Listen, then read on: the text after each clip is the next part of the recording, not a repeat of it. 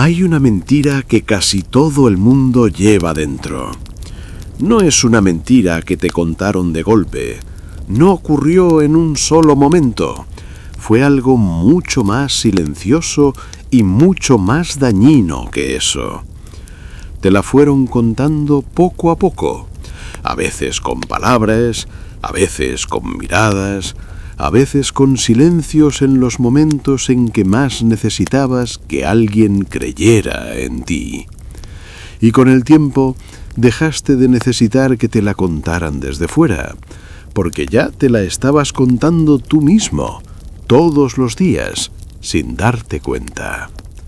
La mentira es esta, que no eres suficiente, que de alguna u otra forma algo te falta, que hay algo en ti que falla, que los demás tienen algo que tú no tienes, que si la gente te conociera de verdad, si viera lo que hay detrás de la fachada que muestras, se daría cuenta de que no mereces el lugar que ocupas.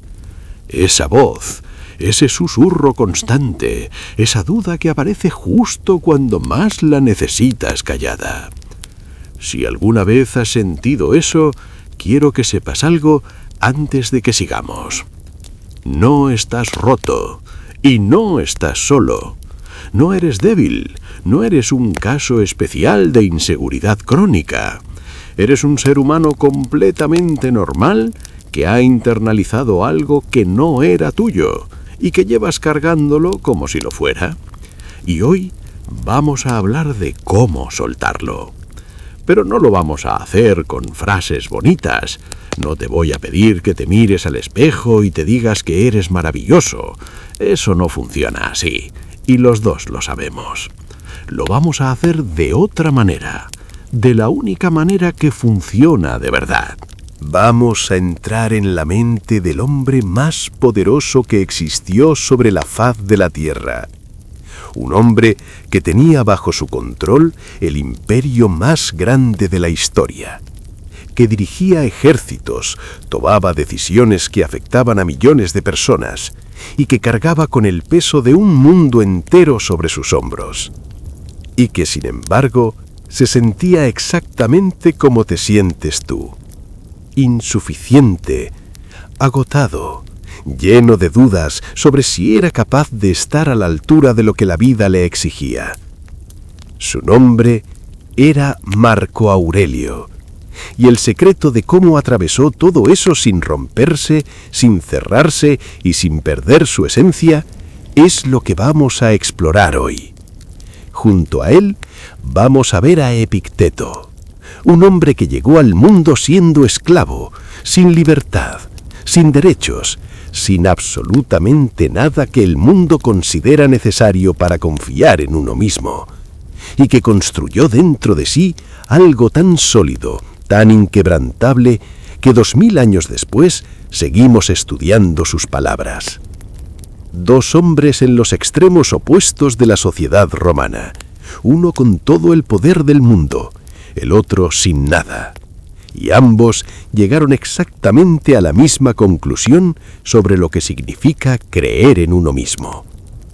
Si alguna vez has postergado algo por miedo a no estar a la altura, si te has quedado callado cuando querías hablar, si has dejado pasar oportunidades porque una voz dentro de ti decía que no eras suficientemente bueno para ellas, lo que viene a continuación te va a liberar. Quédate hasta el final. Y antes de empezar, te invito a que escribas en los comentarios: yo soy suficiente. No porque lo sientas del todo ahora mismo, sino como un primer acto de rebeldía contra esa voz que lleva demasiado tiempo hablando más alto que tú. Empecemos. Antes de hablar de soluciones, necesitamos entender el problema de verdad. Y el problema no es el que parece. Cuando la gente dice que le falta confianza en sí misma, normalmente cree que le falta algo, que hay una pieza ausente, que necesita adquirir algo que otros tienen y ella no. Pero los estoicos nos enseñan que el problema no es una ausencia, es una presencia. No es que te falte confianza, es que tienes demasiadas capas encima de ella. Imagina una ventana de cristal que lleva años sin limpiarse. No ves bien a través de ella. La luz apenas entra. Y si alguien te pregunta si hay luz ahí fuera, dirías que no, porque desde donde estás parece que todo está oscuro.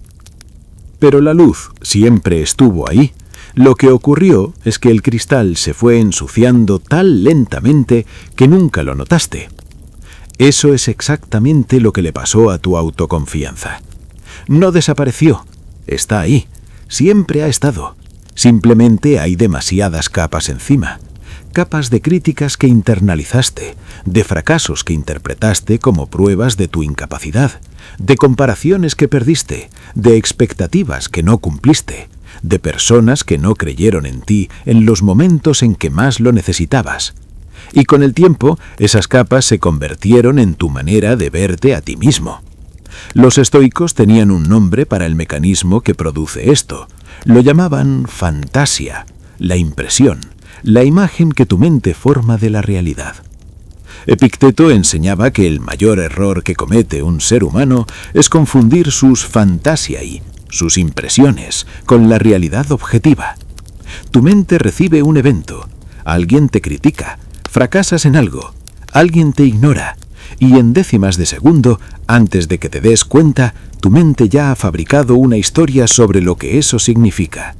No para ti en ese momento, sino sobre ti como persona, como ser humano, como alguien que vale o que no vale.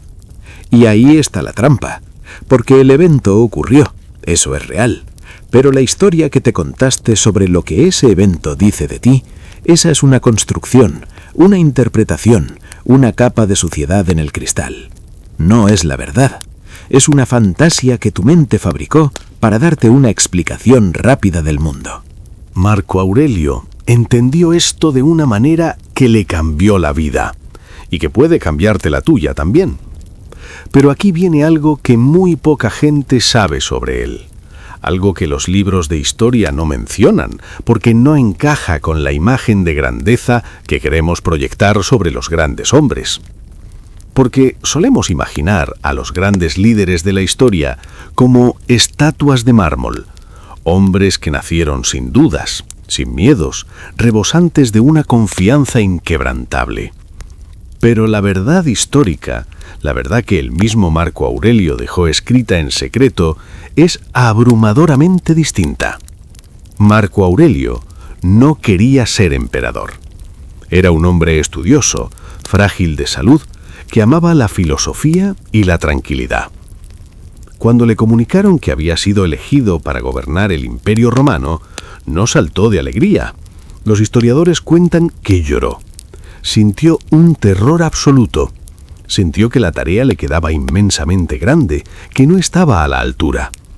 Él quería ser filósofo, quería leer, pensar, escribir, quería una vida tranquila dedicada a la búsqueda de la sabiduría. Pero el destino tenía otros planes, y de repente, sin haberlo pedido, se encontró al frente del imperio más poderoso de la tierra. Se enfrentaba a guerras en las fronteras, a una plaga que estaba diezmando la población, a traiciones de sus generales más cercanos, y todo el tiempo cargaba con esa misma voz en su cabeza, susurrándole que no era capaz. Y sin embargo, gobernó, y gobernó tan bien, con tanta rectitud y sabiduría, que hoy es recordado como el último de los 5 buenos emperadores. ¿Cómo lo hizo? ¿Cómo un hombre aterrorizado por su propia insuficiencia logró liderar un imperio tan grande? La respuesta está en un diario personal que él escribía por las noches a la luz de una vela en su tienda de campaña militar. Un diario que nunca tuvo la intención de publicar, un diario que llamó simplemente para mí mismo, y que hoy lo conocemos como sus meditaciones. Sus meditaciones, ese diario íntimo, está lleno de momentos donde él se recuerda a sí mismo que tiene que levantarse, que tiene que cumplir con su deber, que no puede dejarse llevar por la pereza, por la duda, por el deseo de rendirse. No es el diario de un hombre seguro de sí mismo, es el diario de un hombre que lucha todos los días contra su propia mente y que elige, deliberadamente, una y otra vez, ser quien necesita ser a pesar de esa lucha. ¿Sabes cómo se llama eso? No es confianza ciega, no es la arrogancia del que cree que todo le saldrá bien. Es algo mucho más profundo y mucho más honesto que eso. Los estoicos lo llamaban arete, virtud, excelencia, la decisión de actuar desde lo mejor que hay en ti, no porque te sientas capaz, sino porque es lo correcto.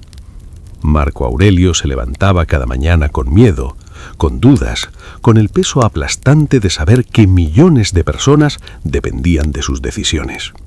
Y se levantaba de todas formas, no porque hubiera encontrado la confianza, sino porque había encontrado algo más sólido que la confianza: el compromiso con su propio carácter. Y aquí llegamos a la primera gran idea de hoy, la que, si la interiorizas de verdad, ya justifica que hayas llegado hasta aquí. La confianza no es un punto de partida, es un resultado. No llegas a la acción cuando tienes confianza, llegas a la confianza cuando has actuado. Toda nuestra vida nos han vendido la historia al revés. Nos han dicho que primero hay que sentirse seguro y luego actuar, que primero hay que creer en uno mismo y luego intentarlo. Pero eso es exactamente como esperar a estar en forma para empezar a hacer ejercicio.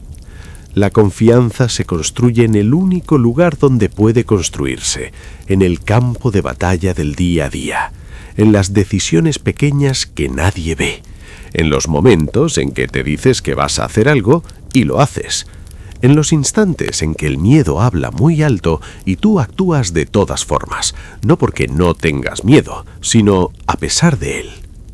Cada vez que haces eso, le mandas un mensaje a tu propia mente, un mensaje que dice: puedo fiarme de ti. Y esa confianza, la confianza que nace de ser coherente contigo mismo, es absolutamente inatacable. No depende de que te salga bien, no depende de que alguien te aplauda, no depende de las circunstancias, depende únicamente de si actuaste o no. Epicteto lo articuló con la precisión que le caracterizaba. Primero di a ti mismo quién quieres ser, luego haz lo que tienes que hacer. No al revés. Primero la decisión sobre quién eres, luego la acción que confirma esa decisión. No esperes a sentirte listo. Decide quién quieres ser y luego actúa como esa persona, aunque tiembles mientras lo haces. Pero hay algo que destruye este proceso antes de que pueda empezar, algo que actúa como un cortocircuito entre la decisión y la acción. Y es el ruido que viene de fuera, las opiniones, las miradas, los juicios, la voz de esa persona que una vez te dijo que no eras suficiente y que, misteriosamente, sigue viviendo dentro de tu cabeza años después de que esa persona haya desaparecido de tu vida. Ese es el siguiente gran obstáculo que vamos a desmantelar. Y para hacerlo, vamos a entrar en uno de los conceptos más poderosos que los estoicos nos dejaron: la ciudadela interior y el tribunal ajeno. Quiero hacerte una pregunta que probablemente nadie te ha hecho nunca de esta manera. ¿Cuántas personas viven dentro de tu cabeza? No es una pregunta retórica, es literal. Piénsalo un momento. Cuando vas a tomar una decisión importante, cuando vas a decir algo en público, cuando vas a intentar algo nuevo, ¿quién habla primero? ¿Eres tú? ¿O es la voz de alguien que una vez te juzgó? La mirada de alguien que se rió de ti cuando fallaste, la opinión de personas que quizás ni recuerdas bien, pero cuyas palabras siguen perfectamente archivadas en algún rincón de tu mente? La mayoría de nosotros no vivimos solos en nuestra propia cabeza. Vivimos en un apartamento compartido con fantasmas, con versiones congeladas de personas que nos hicieron daño, que nos decepcionaron, que no creyeron en nosotros. Y esos fantasmas no pagan alquiler, solo ocupan espacio, solo generan ruido, solo interrumpen en los peores momentos. Los estoicos tenían un nombre para este fenómeno. Lo llamaban vivir para el tribunal ajeno. y era para ellos una de las formas más devastadoras de esclavitud que existe. Porque puedes ser libre físicamente, puedes tener dinero, salud, relaciones, oportunidades, pero si cada decisión que tomas pasa primero por el filtro de lo que pensarán los demás, no eres libre. Eres un prisionero con una celda invisible. Para entender de dónde viene este mecanismo, necesitamos ir muy atrás, mucho más atrás que los estoicos, más atrás que cualquier filosofía. Necesitamos ir a los orígenes de nuestra especie. Durante cientos de miles de años, los seres humanos sobrevivieron en grupos pequeños, tribus, clanes, comunidades donde todos se conocían y donde el rechazo del grupo no era una incomodidad social, era una sentencia de muerte. Si te expulsaban de la tribu, morías. Así de simple. Solo en la naturaleza, sin herramientas, sin protección, sin comida, no sobrevivías. Así que tu cerebro, que es una máquina de supervivencia extraordinariamente eficiente, aprendió a tratar la desaprobación social como una amenaza física real. Cuando alguien te critica, cuando sientes que podrías ser rechazado, cuando crees que los demás te juzgan negativamente, tu cerebro activa las mismas alarmas que activaría si un depredador estuviera acechándote. No es debilidad, es evolución. El problema es que ya no vivimos en tribus de 50 personas en la sabana africana. Vivimos en ciudades de millones. Tenemos redes sociales donde podemos ser juzgados por personas que nunca hemos visto y que nunca veremos. Tenemos trabajos, familias, comunidades y una capacidad ilimitada de exponernos a la opinión ajena. Y sin embargo, nuestro cerebro sigue reaccionando exactamente igual que hace 100.000 años. La crítica de un desconocido en Internet activa la misma alarma que la expulsión de la tribu. El silencio incómodo en una reunión activa el mismo terror que quedarse solo en la oscuridad. La mirada de desaprobación de alguien que apenas conoces activa el mismo pánico que el rugido de un depredador. No es irracional, es humano. Pero entenderlo nos da algo que de otra manera no tenemos, la capacidad de elegir no obedecerlo. Marco Aurelio lo entendió y lo escribió en sus meditaciones con una claridad que 2000 años de historia no han podido mejorar. Escribió: «Tengo por igual indiferencia hacia los elogios de quienes me elogian y hacia los reproches de quienes me critican». Ahora bien, cuando lees esta frase, puede sonar fría, puede sonar arrogante incluso, como la pose de alguien que pretende estar por encima de todo. Pero si entiendes el contexto en el que Marco Aurelio escribía esto, la frase cobra una dimensión completamente diferente. Él no escribía para un público. Recordemos que sus meditaciones eran su diario privado, palabras que nunca pensó que nadie leería. Se estaba hablando a sí mismo. Se estaba recordando a sí mismo que la validación que buscaba no podía venir de fuera, porque si venía de fuera, dependía de fuera. Y todo lo que depende de fuera es frágil, es inestable, es incontrolable. Él necesitaba construir algo dentro de sí que fuera completamente suyo.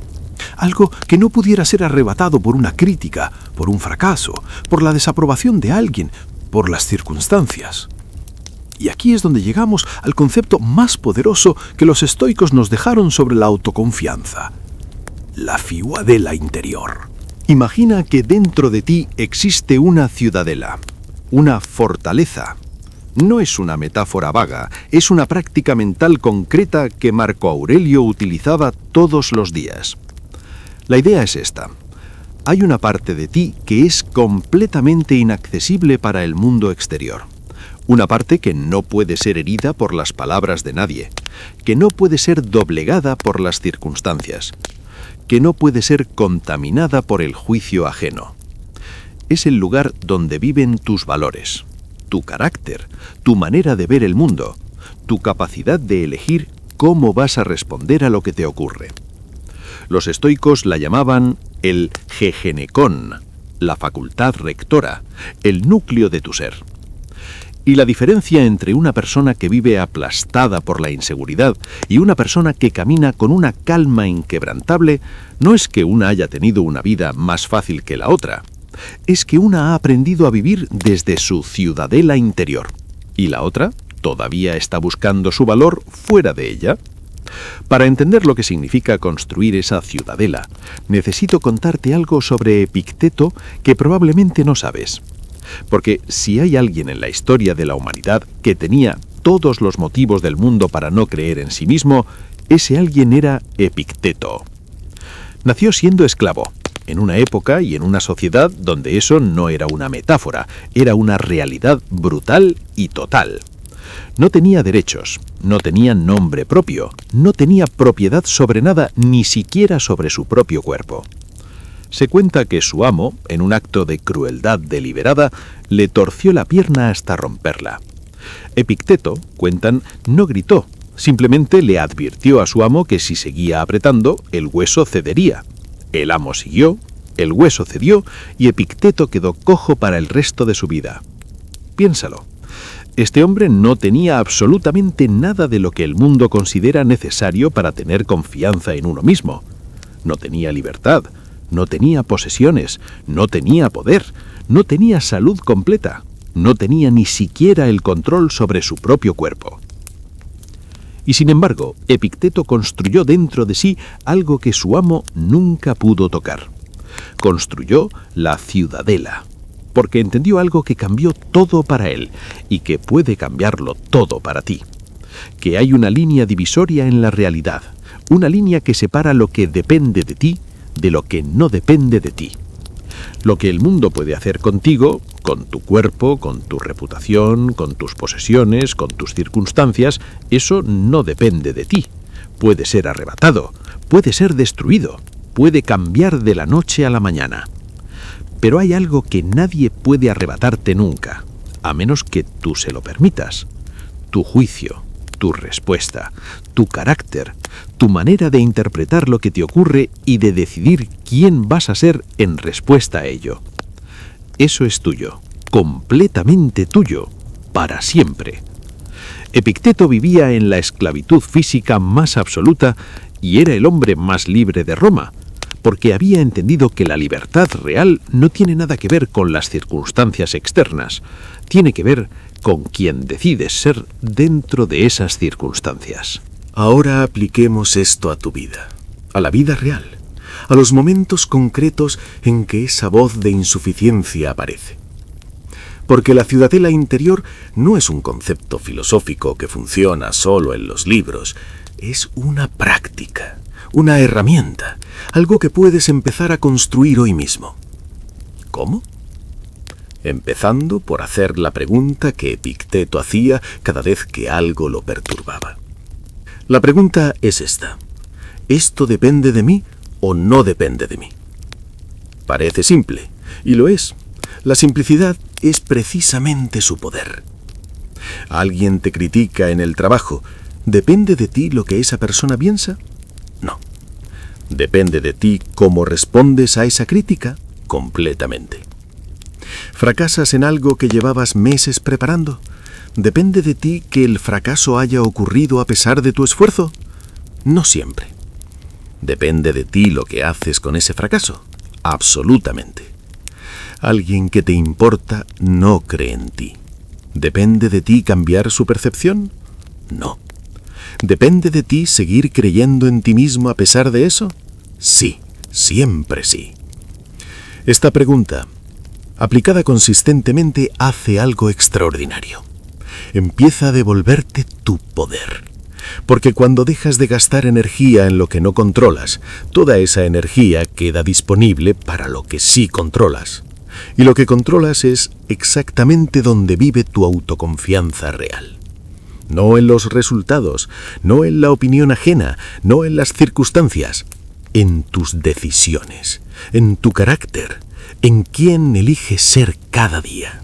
Hay algo más que quiero que entiendas sobre el tribunal ajeno. Algo que cambia completamente la manera en que lo vivimos. Las personas que más miedo tienen al juicio ajeno no son las más débiles. Son, paradójicamente, las más sensibles y las más inteligentes.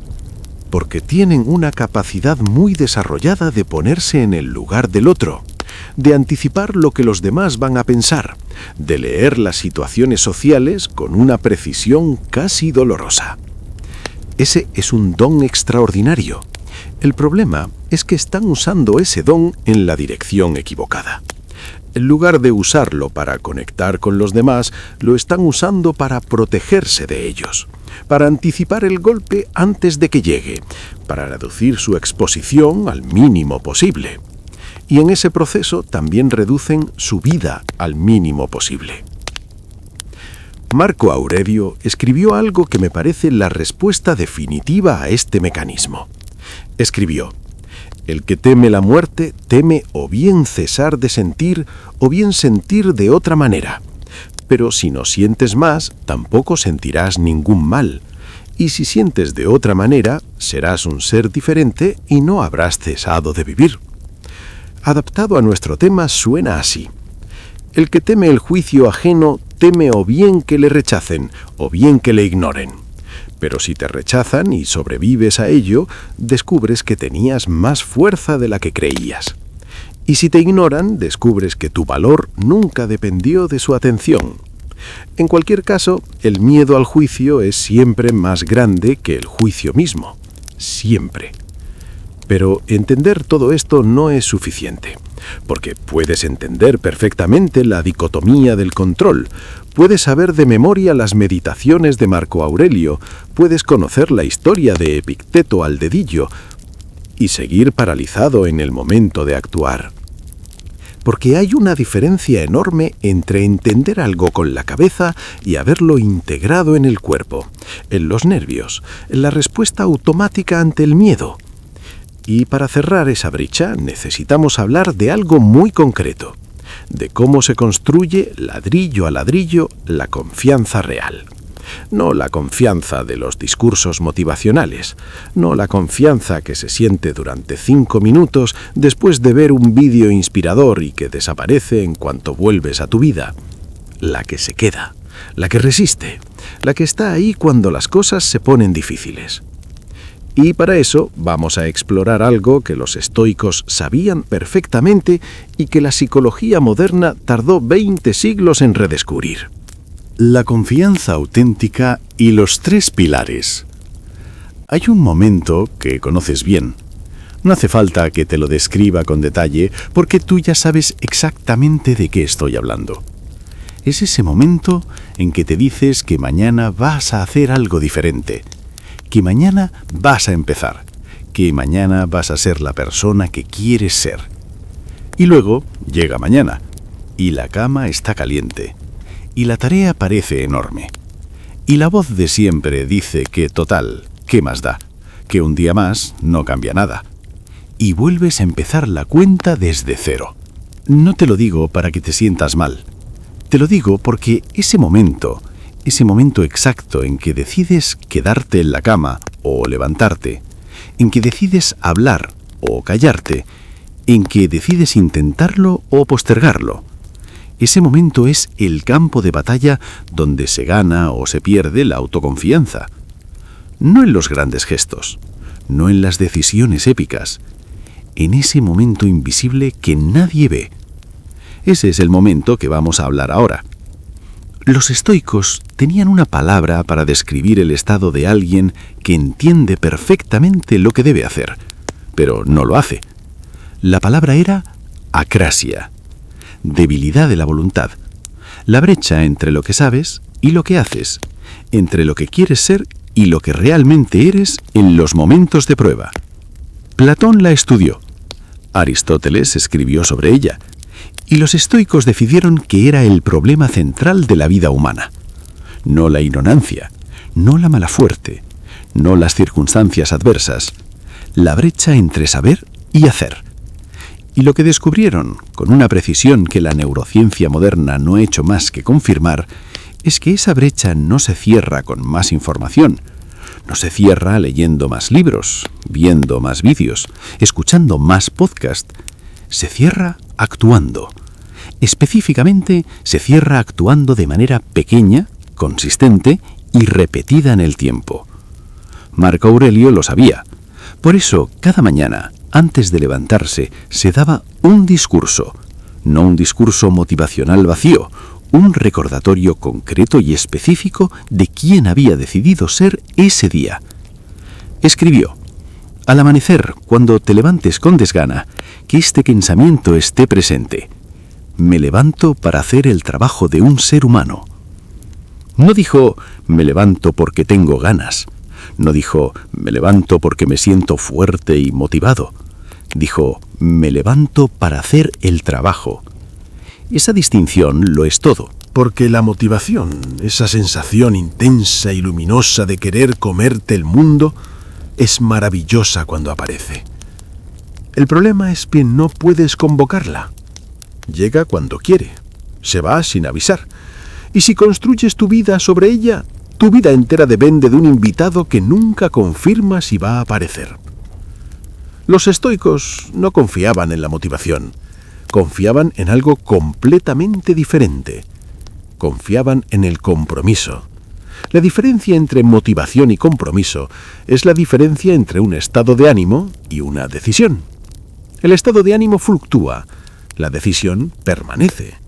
Cuando Marco Aurelio se levantaba en medio del invierno para ir a la guerra, no se levantaba porque se sintiera motivado, se levantaba porque había tomado una decisión sobre quién era.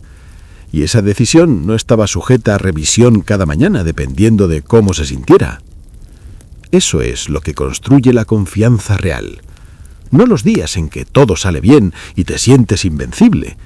Los días en que nada sale bien, en que estás agotado y tienes miedo y la voz de siempre dice que no puedes y tú actúas de todas formas. Esos días son los que construyen algo que ninguna circunstancia externa puede darte. La certeza de que puedes fiarte de ti mismo. Y ahora quiero hablarte de algo que los estoicos practicaban cada noche. Algo que suena sencillo, pero que tiene el poder de transformar completamente tu relación contigo mismo. Lo llamaban el examen nocturno.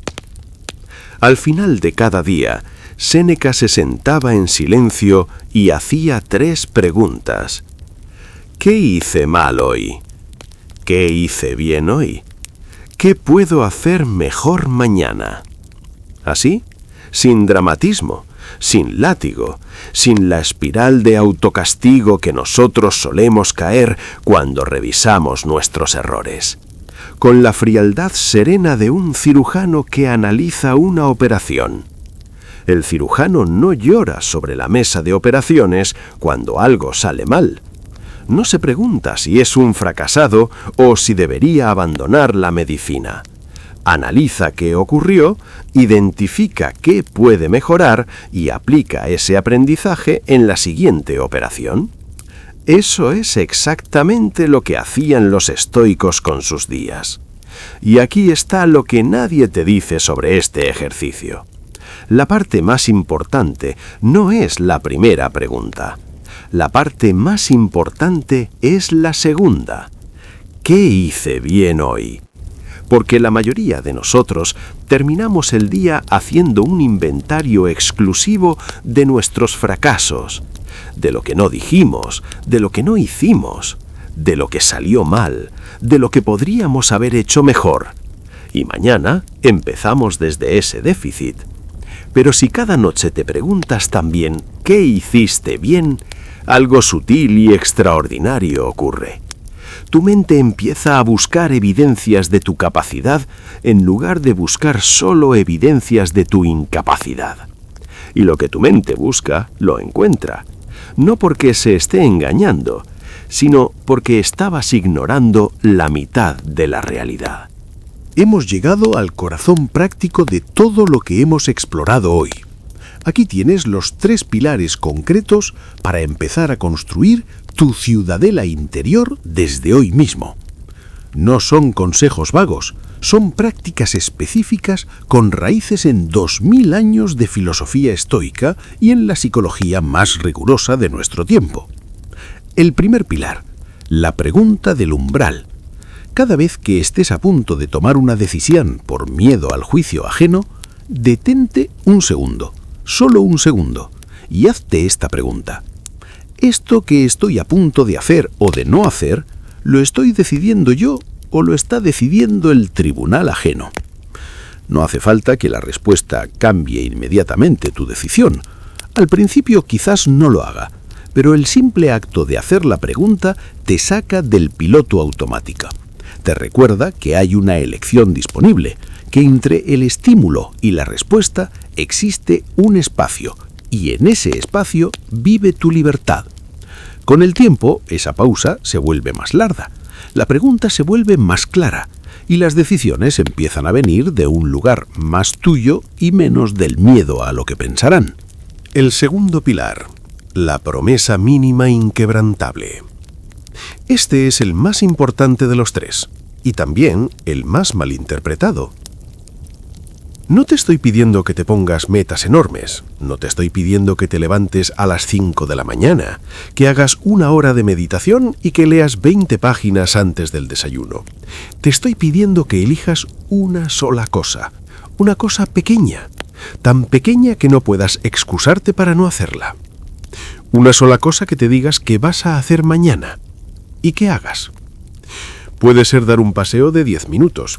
Puede ser escribir 3 frases en un diario. Puede ser hacer una llamada que llevas posponiendo. Puede ser levantarte cuando suena el despertador en lugar de darle a posponer. No importa el tamaño de la acción, importa que cumplas la promesa, porque cada vez que cumples una promesa que te haces a ti mismo, aunque sea pequeña, aunque sea insignificante a ojos del mundo, le mandas un mensaje a tu propia mente. El mensaje dice: puedo fiarme de ti. Y esa confianza, construida promesa a promesa, día a día, es absolutamente inatacable. No depende de que te salga bien. No depende de que alguien te vea. No depende de nada ni de nadie que no seas tú. Epicteto lo resumió con una claridad que no necesita ningún adorno. Primero di a ti mismo quién quieres ser. Luego, haz lo que tienes que hacer. Decide quién eres. Cumple tu promesa mínima. Repite. Eso es todo. Así de simple y así de poderoso. El tercer pilar, el examen nocturno sin látigo. Esta noche, antes de dormir, apaga el teléfono, siéntate un momento en silencio y hazte las 3 preguntas de Séneca. ¿Qué hice mal hoy? Míralo, nómbralo, extrae la lección con la precisión del cirujano y ciérralo, sin espiral, sin castigo. La herida de hoy se convierte en la sabiduría de mañana. Segunda pregunta, ¿qué hice bien hoy? Esta es obligatoria, no opcional. Busca aunque sea una cosa pequeña, una decisión que tomaste desde tu mejor versión, un momento en que actuaste a pesar del miedo, un instante en que fuiste la persona que quieres ser. Reconócelo, deja que se asiente. Y la tercera pregunta, ¿qué puedo hacer mejor mañana? Una sola cosa, concreta, específica, no una lista de propósitos de año nuevo. Una cosa. Este ejercicio, hecho con honestidad y sin dramatismo, hace algo que ningún discurso motivacional puede hacer. Te devuelve a ti mismo cada noche y te levanta cada mañana desde un lugar un poco más tuyo, un poco más sólido, un poco más seguro de que este camino tiene sentido. Y hemos llegado al final. Pero antes de cerrar, quiero decirte algo. Algo que no es filosofía, ni estoicismo, ni Marco Aurelio, ni Epicteto. Es simplemente verdad.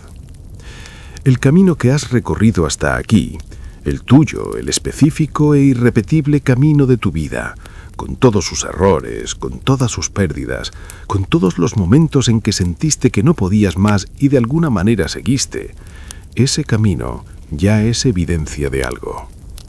Es evidencia de que tienes más fuerza de la que crees. No la fuerza de quien nunca cae, sino la única fuerza que importa de verdad.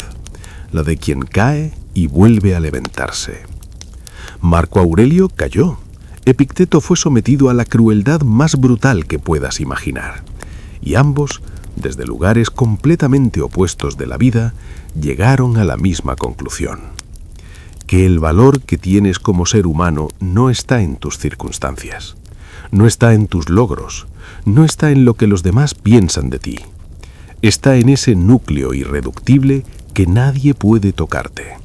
En tu carácter, en tus decisiones, en quién eliges ser cada mañana cuando nadie te está mirando. Eso es la ciudadela interior.